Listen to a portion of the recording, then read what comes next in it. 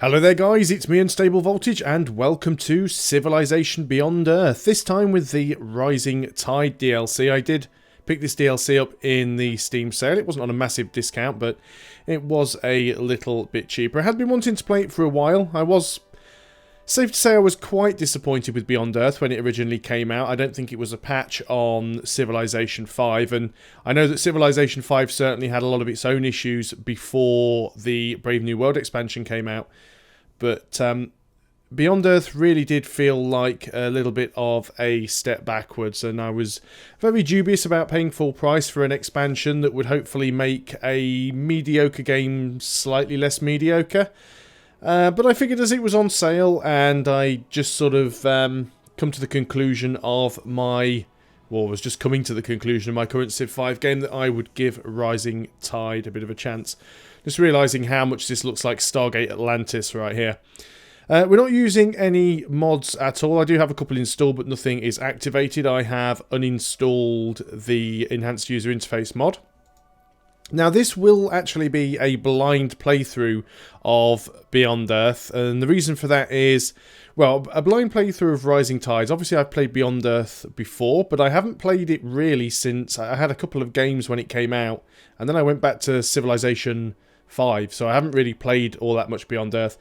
I've never played Rising Tide either. I think I've got 38 hours on Beyond Earth and never played Rising Tide. I have seen some of the mechanics, but I've never used them myself. So what I'm going to do for this video, or for this series, is I'm just going to pick an easier difficulty level. And the reason for this is just an exploration series. It's a way for me to sort of play through a game and try and find out how all the mechanics work, basically. So this is a bit of an exploration. We'll go for the small map, which is technically the standard map. Vostok, game pace standard. I think there's not really much of a reason to alter any of those. Now, we do have some new sponsors in this version. So we've got Alphala, yield from city developments increased by 150%. So that's quite nice. I'm not sure if that means it's only the yields from buildings within the city, or whether it's yields from the tiles. It doesn't really specify. We now have the North Sea Alliance. Their aquatic cities have 50% more combat strength and cost 50% less to move. And they can actually make planetfall at sea if able. So one of the big things in Rising Tide is that you can actually now build cities and improve tiles in the ocean. And the North Sea Alliance actually has the ability to land in the sea. And you can move those cities around, which is kind of the idea of them. You move the city, you upgrade some tiles, and you move the city again. We've also got the Chungsu. They start with one free covert agent, and each successful covert operation in a foreign city rewards 10 science per agent rank. They can also make planetfall at sea.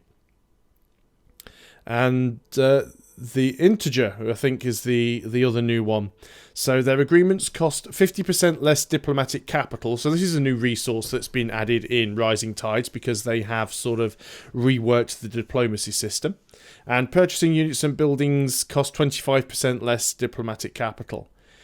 Now, I'm very tempted to go in and do something like the North Sea Alliance or the Chungsu, simply because the big thing about this game is actually having the sort of water cities, the aquatic cities. That said, a lot of the videos that I've seen people do of Rising Tide have all been on aquatic cities. I think we might do it though, because it's not like I'm doing Rising Tides at launch.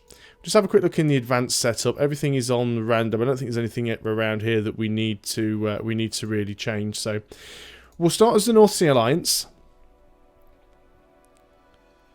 Or do we want... Yeah, we'll start with the North Sea Alliance. I think that'll be fine. And then we get to choose our colonists. Now, it's always difficult, this one. And again, it's been so long since I played, I can't remember which one that we used to choose. I think Artists was always a particularly strong one, as was Engineers. Having that extra production can be really useful. But there again, so can Culture. They're both very, very useful. I think we'll go for Engineers this time around, though. We are sort of experimenting. And choose our spacecraft type. Now, retrograde thrusters I've always liked, being able to actually have a better spot to land on. So I think we'll go with retrograde thrusters. Start with an extra pop. Start with a worker. Start with a soldier. I think starting with a soldier is usually a good idea. So let's go ahead and hit start.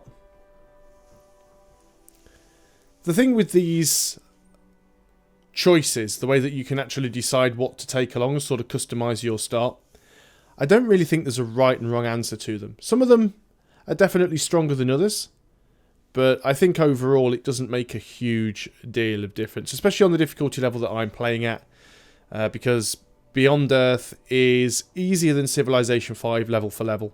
So apparently, even though I haven't tried it, playing Beyond Earth on the highest difficulty level is the equivalent to playing Civilization 5 on something like Emperor or Immortal or something like that. So I'm playing on a fairly easy difficulty level, but that is literally just to sort of have a bit of a mess around and see how these new mechanics work.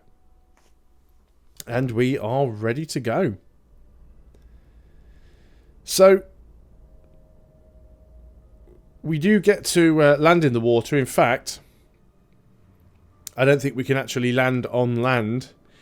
Are these red tiles the tiles that we can land in? We've got some new stuff here that we can colonize. We have, or that we can improve. So we've got eggs. They give us extra culture as well as food and production. Actually quite nice tiles, actually.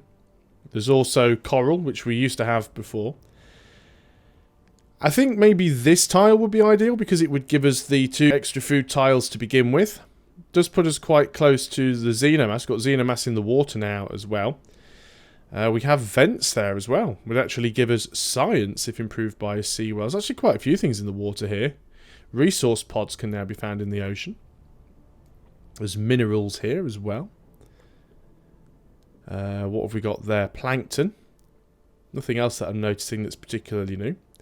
Okay, let's drop in right here then. You have founded an aquatic city.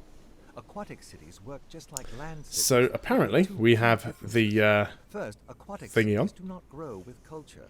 They only claim the plots adjacent to the city when the city is founded. Instead, to claim new territory, aquatic cities require their second special ability. Aquatic cities can move. These cities float and can travel around the map. Whenever the city moves, it claims the tiles adjacent to its new location. This is how aquatic cities gain their territory. They can still buy plots with energy, however.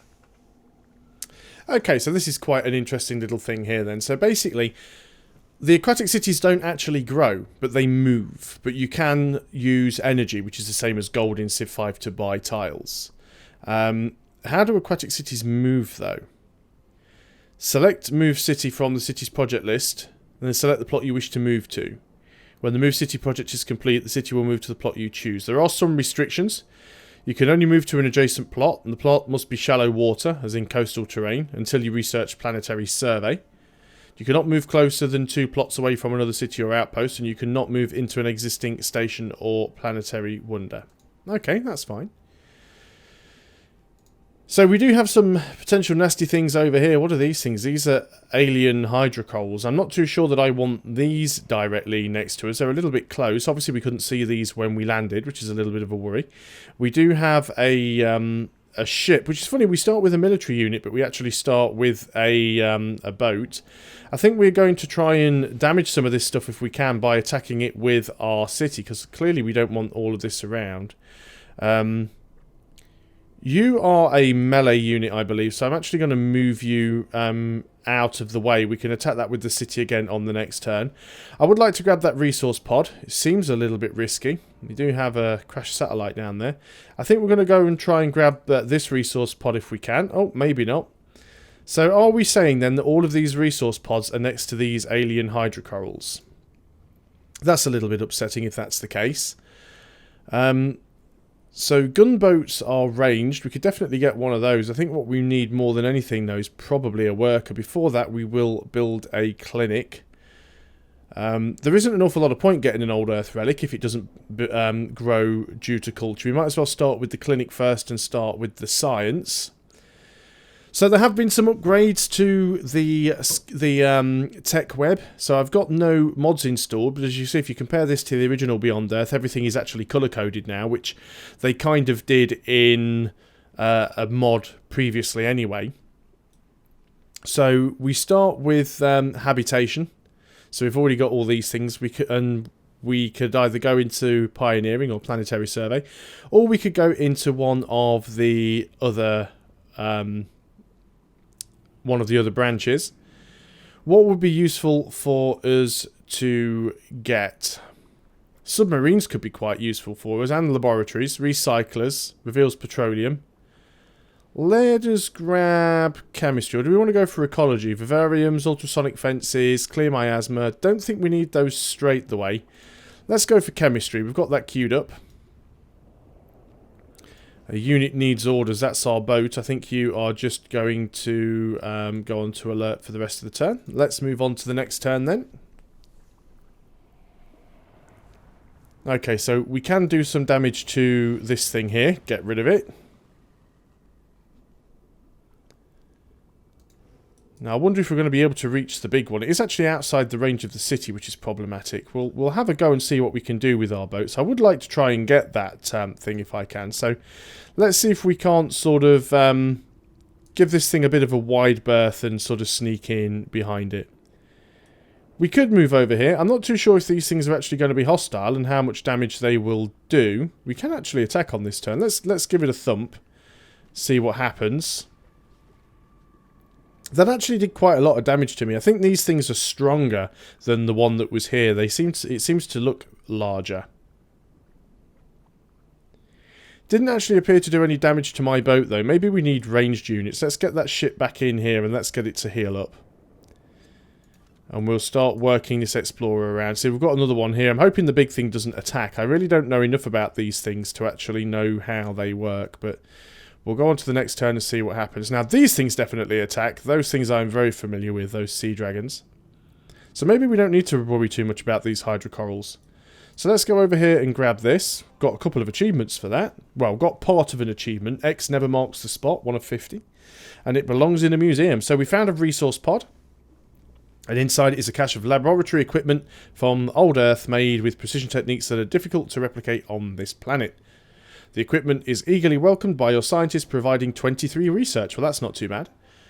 And we've got a mission. I always forgot about this, that you have these quests in Beyond Earth. So our sponsor had the foresight to send resource pods ahead of our expedition to be waiting when we arrived. Parts to a large research instrument have been found in this pod, and the other pieces are probably around here somewhere. So it wants us to go and find 2 more pods.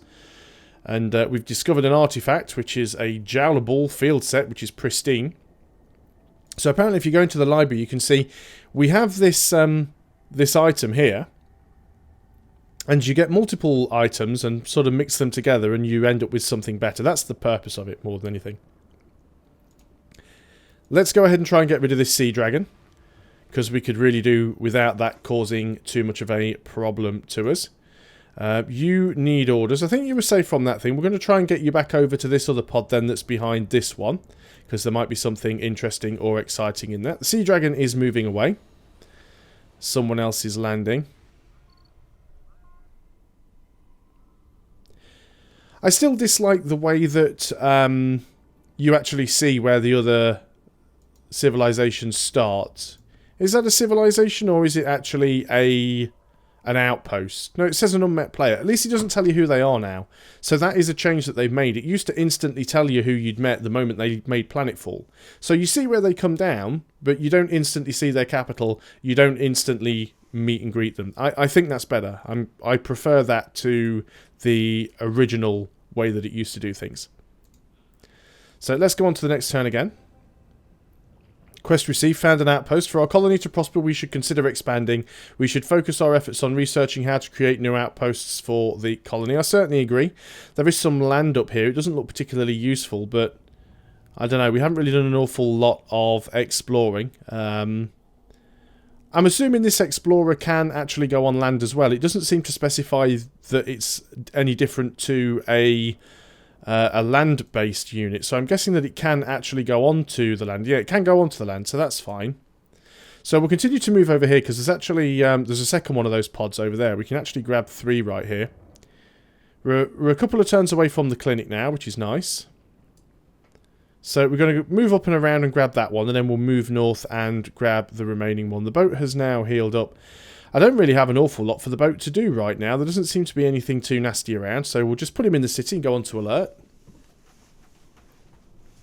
Well, that was very quick. Obviously, because there's only one AI, we don't really have to wait for an awful lot of stuff to happen, but we need to work our way around behind this this thing. Hopefully nothing's going to attack us, and it appears it didn't, so let's go and grab that. So inside the resource pod, you found a collection of goods and luxuries from old Earth that your people never thought they would see again. These rally and refocus your people, providing 20 culture. Well, that's not too bad. Alien nest discovered. So that's actually an alien nest right there, which makes sense because it's on my on Xenomass, which is normally where you get the alien nests in Beyond Earth. So we might be able to even clear that out, actually, if there's nothing in there. We'll see what happens on the next turn.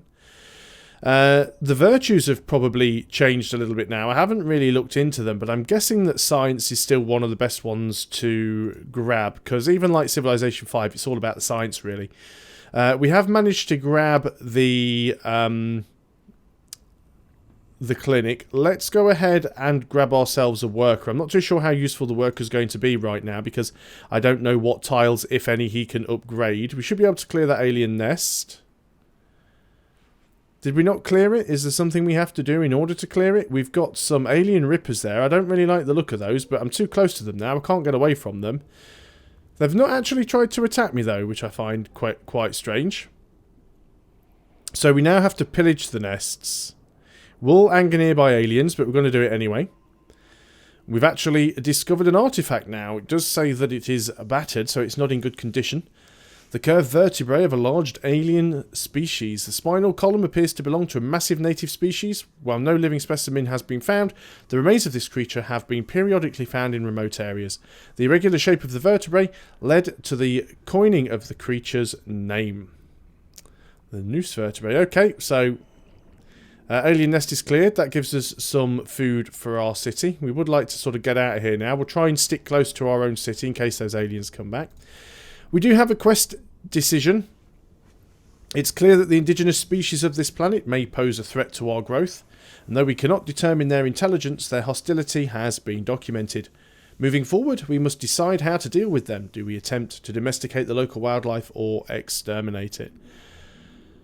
I always liked Harmony, and I think having this one is good because it doesn't limit your options as much. Going for this one gives you the choice of Harmony or Supremacy, whereas this one only gives you Purity.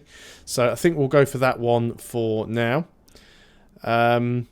We should not be so quick to destroy that which we do not understand. We've already done it. Instead, let us build an alien preserve so that we may study them and better understand their needs. Okay, so we need to build an alien preserve. I'm sure we'll find another nest. In fact, another one will probably appear on the Xenomass at some point. So let's go on to the next turn. Not really an awful lot has happened there. We do want to grab this one. There is more of that coral stuff around. It's all over the place. One thing I did forget is I haven't actually done any